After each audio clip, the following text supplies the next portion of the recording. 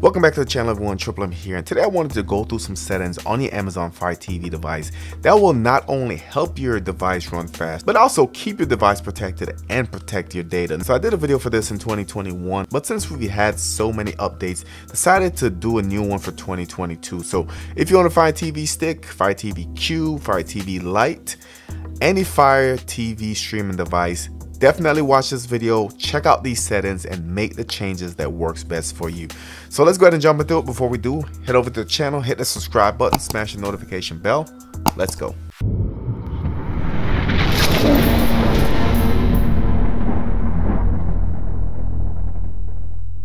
So we're gonna go ahead and jump right into it. This is a new user interface for the Fire Stick. Obviously, they did a big overhaul last year, and by now everyone's Fire Stick should look like this too. So first thing we're gonna do is head over to our settings. But let's head over to our privacy settings, and you're gonna get to that by going over to your preferences. We do have parental controls in here, and parental controls gives you the option to restrict access to videos, purchasing. Parental controls basically just makes it friendly for your kids. So if you have children, they're really quick to buy anything that's available, whether it's from Amazon Prime or whatever the case is. But if your kids are going to be using your Fire Stick, you want to go ahead and turn this on, and that will restrict how much damage they can do as far as purchasing and watching certain types of content. So if you turn it on, it is going to ask you to enter your PIN if you haven't already set one up, and it gives you a link where you can go ahead and reset it. Following that URL, if you go to your Amazon page, you can see you have the option to reset your PIN. You see the options for purchase and restrictions. So to prevent accidental charges, you want to go ahead and turn that on, and this is what we can do on the Fire Stick as well. It gives you the viewing restrictions, guys, so you can play with it. Maybe you want to just have G or 7. You can see you can go ahead and you can change that, but let me just go ahead and put this back.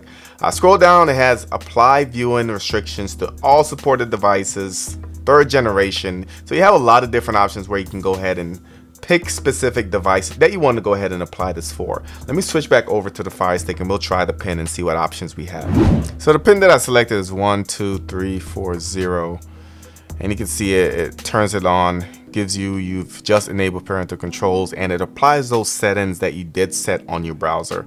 Click OK, and you can see that now you have PIN protected purchases, you have viewing restrictions, you have PIN protected app launches, PIN protected photos, and the option to change the PIN. So I think that's a real good feature. Like I said, if you have kids, they are going to tinker, they are going to purchase stuff, they are going to view stuff that you probably don't want them to view, so you can play with those settings. And I like the fact that in the web interface you can set this to a specific device.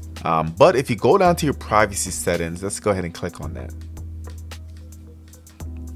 And this is where we're getting into the meats and bones of everything, guys. So first one is device data usage. So it gives you a description to the side, tells you that use personal data collected by the operating system of this device for marketing and product improvement purposes. So if you're a really good person and just want to help Amazon by giving personal information, by all means leave that on. But for me, I know I'm going to turn that off. All right, so it gives you a breakdown. Like I said, completely up to you. For me, I'm going to go ahead and turn that off.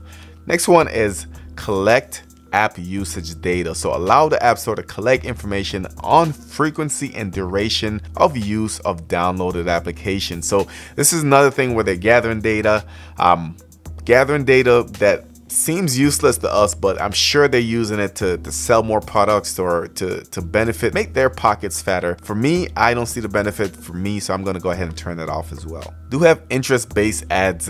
Once again, this is going to be a personal preference. Description says allow apps on the device to use your advertising ID to show interest-based ads that display products and services that might be of interest to you. Again, if you like seeing those ads and recommendations, by all means leave that on. For me, again, I'm going to go ahead and turn that off. So when you turn it off, you notice that the advertising ID, that option disappear. Every device has a unique advertising ID, and I'll go ahead and I'll blur that out. But it tells you an advertising ID is a user resettable unique random identifier we make available to apps on certain devices for advertising purposes. When you reset your advertising ID, you create a new advertising ID. So whatever the case is, I'm going to go ahead and turn that off. and now it disappears. Let's go back. Next one is going to be data monitoring, and this one I do see the use behind this one. So what this does, guys, let me go ahead and turn it on so you can see the settings. So what this does, guys, if you have internet that you either have a cap or you're just curious to see how much data you're using, this can actually come in handy. So when you turn it on, you do have the option to set your video. If you set it to best quality, of course it's going to use more data, but you can go all the way to good, better, or whatever you prefer. Of course, good is going to be less data than best, so completely up to you. Like I said, this makes sense if you have a cap on whatever data you're using. We do have the option to set an alert, so maybe you only want to use 2 gigs for streaming or something like that. You can set that. When you select it, you can see you have the option that tells you to set data limit in gigabytes, your Fire TV Stick Lite. So you can go ahead and set that up. Monthly top data usage, so reports data consumption used by apps for the current billing cycle, a month specified in the data alert system. So again, just basically setting it up to let you know what data you're using, which apps are using it, and you do have the option to set an alert where you go over. For me, I have unlimited internet. I don't worry about this, but I think this can be of use to some people, so I'm going to go ahead and turn that off. A notification settings, so this is another good one. So I have mine turned off. It says do not interrupt, so turn on to hide all application notifications. So I have mine turned off, which allows application notifications and pop-ups. Like I said, for some people might want to see notifications for certain applications. I'm going to go ahead and turn mine on, and now it should block those pop-ups. Another one is app notifications. Let's go ahead and click on that. So we can go in individually and turn on or turn off the notifications on each individual application. So maybe you don't want to turn off all of them. You can go into individual applications. Featured content. So manage video and audio in the featured content area on your home screen. So if you guys ever get annoyed by this right here, when you go home and you go up a little bit and then this will start playing and you have the audio just going crazy, that's exactly what the setting is. So let's go back and we'll go ahead and turn that off. So let's go back in. I'm going to turn mine off. Maybe some people actually like that, but I sure don't. So when you click on it, it gives you the option to allow video to autoplay. So I'm going to turn off the video, and you also have the option to allow audio to autoplay. I'm going to go ahead and turn that off as well. So let's go back to the home screen and we'll just go up. And as you guys can see, nothing is really happening, just a still picture, and it goes to a slideshow. So this is definitely less annoying, but it saves your data. It's one less thing for your Fire Stick to worry about, and we know that on the Fire Stick, it's all about using your resources wisely. Sync recent content, so include Prime Video titles, watch in other devices. So for this, I find this useful. Maybe you're watching a Prime Video on this Fire Stick and you go downstairs to the Fire TV Cube or something you want to pick up. That's what that will do. So I would recommend leaving that on, unless really you only have one device, then it doesn't make sense. And like I said, this is a Fire Stick is a game of balancing. The more stuff you turn off, the less stuff your Fire Stick has to worry about, thus the faster it should run. Next, let's go ahead and we'll just check out my Fire TV.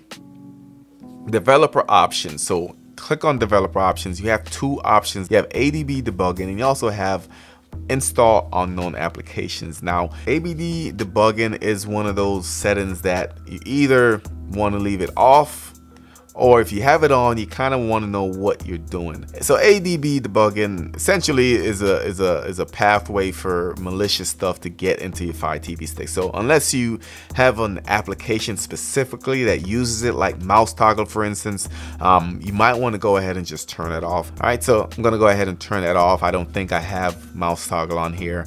I'm sure there's some other applications that uses it, but normally those apps will tell you specifically to turn off that setting.